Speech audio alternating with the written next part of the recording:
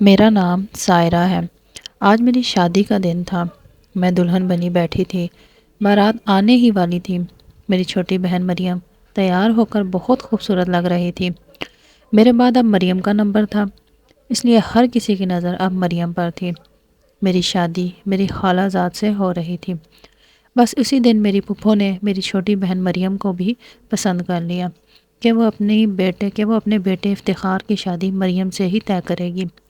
شادی میں مریم بہت خوبصورت لگ رہی تھی۔ شادی کے بعد پھپھو نے اپنے بیٹے افتخار سے بات کی تو اس نے بھی ماں کے فیصلے پر خوشی کا اظہار کیا۔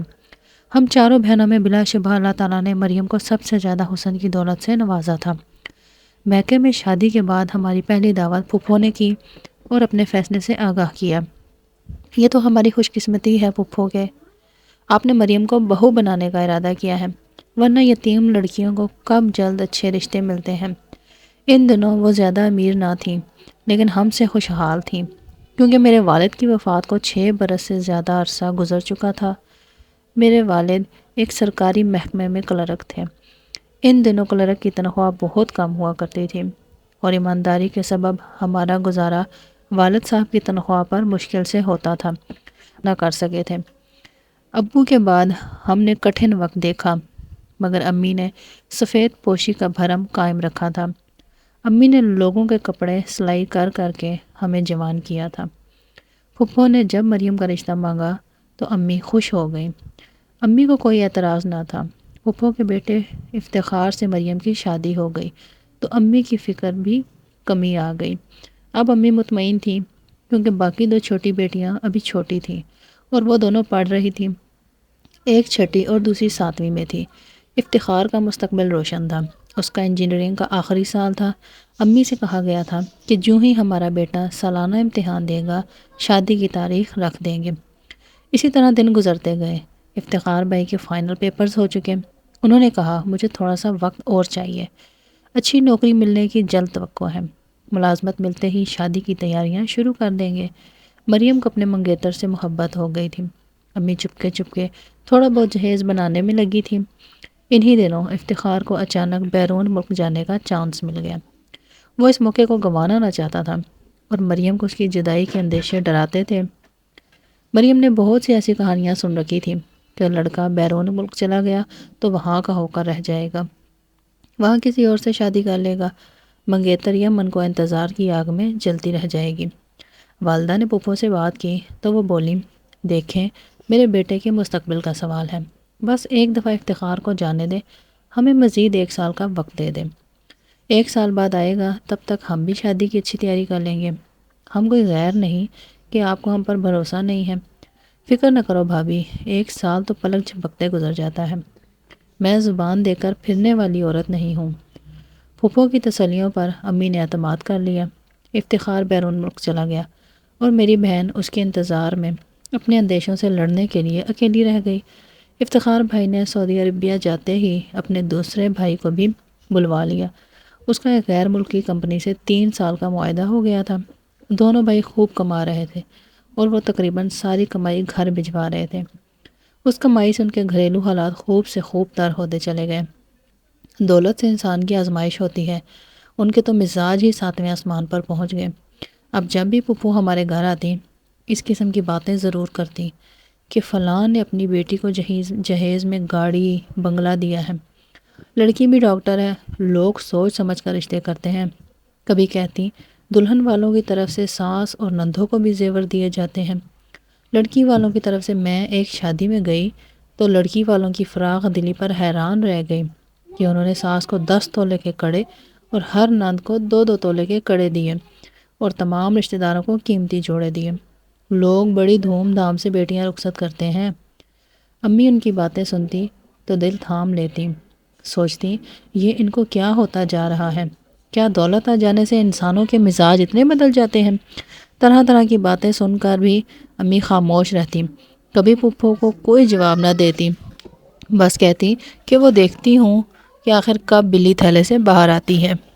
پھر ایک دن امی کو ان باتوں کا مقصد سمجھ میں آ گیا، کیونکہ خالہ نے ایک امیر گھرانے کی لڑکی دیکھ رکھی تھی اور اب کسی بہانے سے یہ رشتہ ختم کرنا چاہتی تھی۔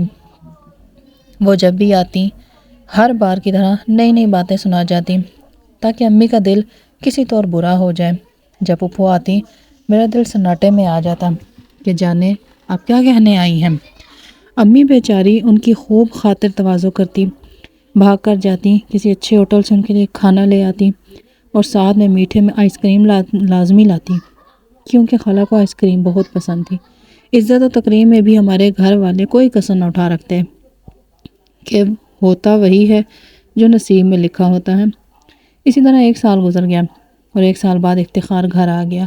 پھپھو نے اس کا دل ہم لوگوں سے پھیرنے کے لیے اپنی طرف سے جھوٹی باتیں سنا دی اور کہا کہ جب سے تم باہر گئے ہو وہ لوگ عجیب عجیب شرطیں کہہ رہے ہیں، لگتا ہے مریم کا رشتہ ہم سے بھی زیادہ امیر خاندان میں کرنا چاہتے ہیں، لالچ میں آ گئے ہیں، شاید رشتہ نہیں دینا چاہ رہے۔ تب افتخار نے کہا کہ میں خود جا کر ممانی سے بات کرتا ہوں۔ افتخار کے تیور دیکھ کر پھپھو سہم گئیں، کہا یہ بڑوں کا معاملہ ہے، تم مجھ پر چھوڑ دو، میں خود سنبھال لوں گی، تم ان سے بات کرنے کی ضرورت نہیں، تم معاملہ اور خراب کر دو گے اور ہم ہلکے پڑ جائیں گے۔ وہ اگر شرائط کی بات کر رہی ہیں تو ہم بھی کچھ شرائط لگا دیں گے، وہ خود ہی راہ راست پر آ جائیں گے۔ اتنے عرصے منگنی رہی ہیں، اب رشتہ توڑنا کوئی مذاق تو نہیں ہے؟ اگر بیٹی کا رشتہ کسی اور جگہ کرنا تھا تو پہلے دن ہی انکار کر دیتے۔ افتخار کو یہ سن کر برا لگا، اس نے ماں سے زیادہ بات کرنے کی ضرورت محسوس نہ کی، وہ تو آیا ہی اسی واسطے تھا کہ اپنے وعدے کا پالن کر سکے۔ وہ اپنی منگیتر کو بالکل نہیں بھولا تھا۔ انہی دنوں مکان مالک نے امی کو مکان خالی کرنے کا کہہ دیا، کیونکہ ہمارا مکان کرائے کا تھا۔ امی جان نے وہ مکان خالی کیا اور وہ ایک دوسرے محلے میں کرائے کے مکان میں شفٹ ہو گئی۔ پرانے محلے میں ساری خواتین امی سے ہی کپڑے سلواتی تھیں، یہاں آ کر مالی حالات اور بھی خراب ہو گئے، وہاں کسی سے بھی واقفیت نہ تھی۔ والد صاحب نے اپنی زندگی میں 2 پلاٹ قسطوں پر خریدے تھے، جن کی قسطیں انہوں نے اپنی زندگی میں ہی ادا کر دی تھیں۔ امی کا خیال تھا کہ ایک پلاٹ کو فروخت کر کے دوسرے پر مکان تعمیر کرا لیں گی۔ چھوٹے بھائی کا آخری تعلیمی سال تھا، امی کو انتظار تھا کہ وہ ملازمت پر لگے تو پھر ایک پلاٹ بیچ کر اس رقم سے دوسرے پر گھر تعمیر کرا لیں گے۔ پھپھو نے پکا ارادہ کر لیا تھا کہ اپنے بیٹے کی شادی کسی اور جگہ کریں گی، مگر بیٹا رشتہ توڑنے کے لیے راضی نہ تھا۔ پھپھو دل میں ارادہ کر چکی تھی کہ جو بھی ہو میں یہ رشتہ توڑ کر ہی رہوں گی، دیکھتی ہوں کیسے ہوتی ہے یہ شادی۔ پھپھو نے دل ہی دل میں نئے منصوبے بنانا شروع کر دیے تھے۔ بیٹے کے کہنے پر پھپھو شادی کی تاریخ لینے آ گئیں، ساتھ یہ بھی سنا گئیں کہ اب ہمارا سوسائٹی میں خاص مقام ہے، دیکھو لڑکی کو خالی ہاتھ نہ بیچ دینا، اور ورنہ لوگ باتیں بنائیں گے، اور ساس نندوں کو بھی کچھ زیور دینا ہوگا، ورنہ ہمارے مہمان ہنسیں گے کہ کن لوگوں میں رشتہ کر دیا ہے۔ امی نے ان کی باتوں کو تحمل سے سنا، انہوں نے پائی پائی جوڑ کر مہمانوں کے لیے کھانے کا انتظام اور شادی کا خرچہ کیا۔ بھائی نے کہا آپ فکر نہ کریں، ایک پلاٹ بیچ دیں اور پھپھو کی حیثیت کے مطابق مریم کی شادی کریں تاکہ ان کی جگ ہنسائی نہ ہو۔ جب میں کمانے لگوں گا تو مکان کو تعمیر کرنے کے لیے پیسے اکٹھے کر لوں گا۔ اس وقت بیٹی کی زندگی اور خوشی کا معاملہ تھا۔ افتخار بہت اچھا لڑکا تھا، اس کا مستقبل تابناک تھا۔ والدہ نے کچھ غور و خوض کے بعد بھائی کو پلاٹ فروخت کرنے کی ہدایت کر دی۔ بھائی نے بھاگ دوڑ کر کے پلاٹ کو اونے پونے بیچ دیا کہ مریم کی شادی کی تاریخ رکھی جا چکی تھی۔ والدہ نے پھپھو اور ان کے بیٹوں کے لیے سونے کے ہلکے پھلکے زیور کے کنگن بھی بنوا لیے۔ ان کا خیال تھا یہ سب کر کے بیٹی کے لیے زندگی بھر کی انمول خوشیاں خرید لیں گے۔ ادھر مریم ماں کی فضول خرچی پر سلگ رہی تھی تو ادھر افتخار کے فرشتوں کو بھی خبر نہ تھی کہ اس کی والدہ صاحبہ کیا گل کھلاتی پھر رہی ہیں۔ مریم مایوں کا اپٹن لگانے سے پہلے ہی زرد پڑ گئی۔ ڈھولک کی تھاپ پر اس کا دل یوں دھڑکتا تھا جیسے اسے اس کی آواز میں توپوں کی گھن گرج سنائی دیتی ہو۔ ہم سمجھ رہے تھے افتخار کو ساری حقیقت معلوم ہے، کیونکہ اس کی ماں ایسا تاثر دے رہی تھی جیسے وہی اپنی ماں کو نئی نئی ہدایات دے کر ہمارے گھر بھیج رہا ہو۔ مریم کو بھی اب رہ رہ کر اس پر غصہ آ رہا تھا کہ یہ کیا ہم غریبوں کے ساتھ کیا جا رہا ہے، کیا اپنے بھی ایسا سلوک کرتے ہیں اپنوں کے ساتھ۔ ادھر پھپھو اس شادی کو ناکام بنانے کے لیے ایک نیا منصوبہ بنا چکی تھی جو انہوں نے شادی والے دن ہی انجام دینا تھا۔ مہندی والے دن پھپھو بڑی دھوم دھام سے اپنے مہمانوں کے ساتھ آ گئیں۔ مہندی کی رسم سے قبل انہوں نے خاموشی سے امی کا ہاتھ پکڑا اور کاغذ دے کر بولی، بھابھی پہلے اسے پڑھ لو، پھر مہندی کی رسم شروع کرتے ہیں۔ امی نے کاغذ کھول کر پڑھا۔ یہ کچھ چیزوں کی فہرست تھی، فرنیچر، گاڑی اور ایک پلاٹ کا مطالبہ تھا۔ یہ پڑھ کر امی کے ہاتھ کانپنے لگے، منہ کھلا کا کھلا رہ گیا۔ امی انہیں کہنے لگی، میں اس وقت تمہارا یہ بھاری مطالبہ کیسے پورا کر سکتی ہوں؟ آخر تمہیں ہو کیا گیا ہے؟ اگر یہ سب کچھ درکار تھا تو پہلے دن ہی بتا دیا ہوتا۔ تم ہماری مالی حالت سے اچھی طرح واقف ہو۔ اب تو کارڈ بھی سب جگہ چلے گئے ہیں۔ آج مہندی کا دن ہے، اس وقت ایسا مطالبہ نہ کرو جو میں پورا نہ کر سکوں۔ کیوں اپنی اور ہماری عزت سے کھیل رہی ہو؟ اگر یہ سب چیزیں نہیں ہوں گی تو بھی ہماری عزت میں کمی آئے گی۔ دیکھو بھابھی، مجھے معلوم ہے بھائی جان مرحوم نے اپنی زندگی میں 2 پلاٹ خریدے تھے، وہ تم نے کس دن کے لیے رکھے ہیں؟ یہی وقت ہے اپنی عزت بنانے اور شان و شوکت دکھانے کا۔ ارے بھائی، ان کو بیچ دو اور اپنی بیٹی کی عزت بچاؤ۔ امی نے ان سے کہا، ایک بیچ دیا ہے تبھی شادی کے اخراجات پورے ہو رہے ہیں، دوسرا کیسے بیچ دوں؟ اتنی جلدی کیسے بکے گا؟ کچھ تو خدا کا خوف کرو، تم قیمت لگوا لو، میں خرید لیتی ہوں، نہیں تو کار بعد میں دے دینا، فی الحال پلاٹ اور فرنیچر سے کام چلا لیں گے۔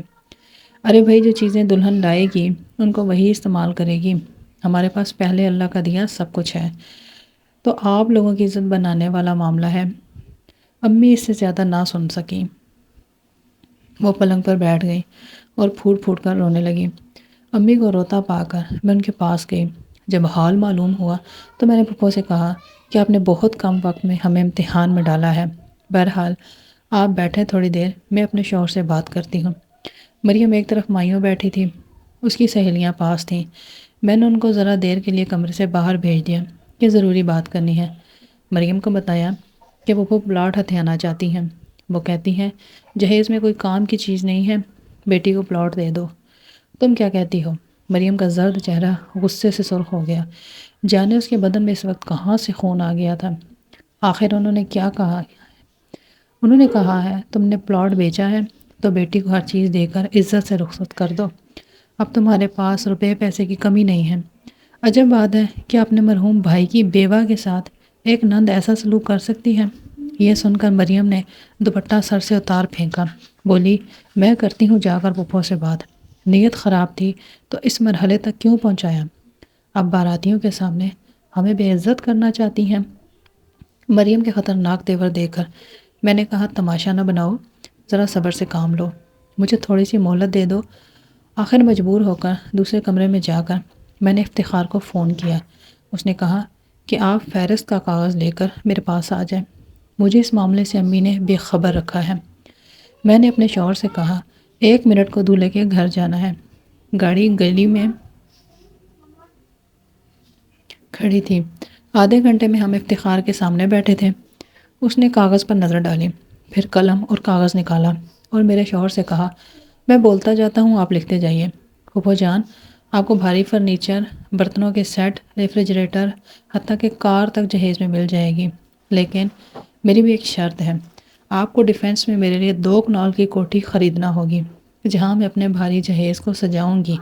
اس گھر میں صرف میں اور افتخار رہیں گے۔ اگر آپ کو میری فرمائش منظور ہے تو ٹھیک، ورنہ ہمیں بھی آپ کا مطالبہ منظور نہیں ہے، فقط مریم۔ افتخار نے کہا، یہ خط آپ امی کو دے دیجیے، آگے میں سنبھال لوں گا۔ یہ تحریر مریم کی طرف سے پھپھو کو پہنچی تو وہ چکرا گئیں، دوڑی ہوئی بیٹے کے پاس آ گئی کہ دیکھو ان لوگوں کی شرافت، ایک تو غربت کے باوجود ہم ان کی لڑکی لے رہے ہیں، اوپر سے ان کے ایسے نخرے، اتنی بڑی شرط لگا دی۔ افتخار نے آپے سے باہر ہوتے ماں کو تھاما۔ وہ بولا، آپ نے بھی تو ایک فہرست ممانی جان کو دی ہے۔ انہوں نے تو انکار کیا نہیں کیا، ابھی باجی کے شوہر آئے تھے، وہ کہہ گئے ہیں، بیٹا جو فہرست تم نے بھجوائی ہے ہم سب اشیاء دے رہے ہیں، فکر مت کریں۔ تو امی جان، جب غریب ہو کر وہ اپنی عزت رکھ رہے ہیں تو ہم صاحب حیثیت ہوتے ہوئے ان کا ایک مطالبہ کیوں نہ مانیں؟ ہم اپنی یہ کوٹھی مریم کے نام کر دیتے ہیں۔ ہرگز نہیں بیٹا، کیا ہم کو دربدر کرنے کا ارادہ ہے؟ ٹھیک ہے، تو پھر نہ ہم ان سے کچھ لیتے ہیں اور نہ انہیں کچھ دیتے ہیں، سادگی سے شادی ہو جانے دیجیے، مجھے سرے سے یہ رشتہ منظور نہیں ہے، ابھی جا کر اسے ختم کرنے کا اعلان کرتی ہوں۔ جب دروازے سے بارات لوٹ جائے گی تب دیکھتی ہوں کیسے کرتی ہے مریم کی شادی۔ ہماری کیا جگ ہسائی ہوگی، جو ان کی ہوگی۔ رخصتی میں 2 دن باقی ہیں امی جان، میں ہرگز ایسا نہ ہونے دوں گا۔ افتخار کے والد نے بھی اپنے بیٹے کا ساتھ دیا۔ بیٹے نے باپ کو ساری صورتحال سے آگاہ کر دیا تھا۔ بیگم، یہ ٹھیک کہہ رہا ہے، دنیا والوں کا نہیں، کم از کم اپنے مرحوم بھائی کا خیال کرو۔ بیگم، کیا ہو گیا ہے تمہیں؟ آخرکار بیٹے کے سامنے پھپھو کو ہار ماننا پڑ گئی۔ نکاح تمام مردوں کے درمیان ہوا۔ افتخار نے نکاح نامے پر یہ بھی لکھوا دیا کہ اگر خدا نخواستہ لڑکی کو طلاق ہو گئی تو دولہا 50 تولہ سونا اور کوٹھی لڑکی کو دے گا، اور اگر اس گھر میں لڑکی کو کوئی جسمانی غضن پہنچا تو دلہن کے ورثہ قانونی چارہ جوئی کے مجاز ہوں گے۔ اس شرط کا علم پھپھو کو بعد میں ہوا۔ وہ خوب چلائیں تو بیٹے نے کہا، اکثر جہیز نہ لانے پر سسرال میں بہو کے ساتھ انتقامی کارروائی کے واقعات سننے کو ملتے ہیں، لہٰذا میں نے اس رجحان کی حوصلہ شکنی کی خاطر یہ لکھوا دیا ہے۔ یہ پھپھو کے لیے سخت توہین کا باعث تھا، مگر اب صبر کا گھونٹ پینا ہی تھا۔ مریم کو بھی ہم نے سمجھا دیا کہ افتخار بے قصور ہے، اس کی نیت میں کوئی کھوٹ نہ تھا، پھپھا کی سوچ بھی صحیح تھی، لہٰذا اب تم نے سسرال میں جا کر سب کے ساتھ عزت و اخلاق سے پیش آنا ہے۔ پھپھو کچھ کڑوی کسیلی کہیں تو درگزر کرنا۔ افتخار نے بھی اسے پہلے دن سمجھایا کہ بڑوں کی عزت کرنا لازم ہے۔ تمہاری فرما برداری اور تحمل نیکی بن کر تمہارے نصیب سنوارے گا۔ سچ کہا تھا افتخار نے۔ چند دن پھپھو کا منہ پھولا رہا، بعد میں انہیں احساس ہو گیا کہ وہ واقعی غلط پر تھی۔ مریم کو سینے سے لگا لیا، اب ایک پل اس کے بنا نہ رہ پاتی تھی۔ کہتی تھی کہ کتنی نادان تھی میں جو اتنی اچھی بچی کو ٹھکرا رہی تھی، میری آنکھوں پر لالچ کی پٹی بندھ گئی تھی۔ پھوپھا نے بھی افتخار سے کہا، شاباش بیٹے، تم تعلیم یافتہ ہو، اسی لیے انسانیت کے پاسدار ہو۔ مجھے تمہارے جیسے بیٹے کا باپ ہونے پر فخر ہے۔ یہ ایک تعلیم یافتہ نوجوان کی فراست تھی جس نے مریم جیسی محبت کرنے والی خوبصورت لڑکی کی زندگی میں دکھوں کی بجائے خوشیاں بھر دیں، ورنہ ہماری پھوپھی نے تو کوئی کسر نہ چھوڑی تھی۔ بعد میں پھوپھو نے اپنے کیے کی امی سے بھی معذرت کر لی تھی اور امی نے انہیں معاف کر دیا تھا۔ آج ہم سب ایک ہنسی خوشی زندگی گزار رہے ہیں۔ اگر آپ کو میری آج کی یہ ویڈیو اچھی لگی ہے تو آپ نے چینل کو سبسکرائب کر دینا ہے اور ویڈیو کو لائک کر دینا ہے۔ اللہ حافظ۔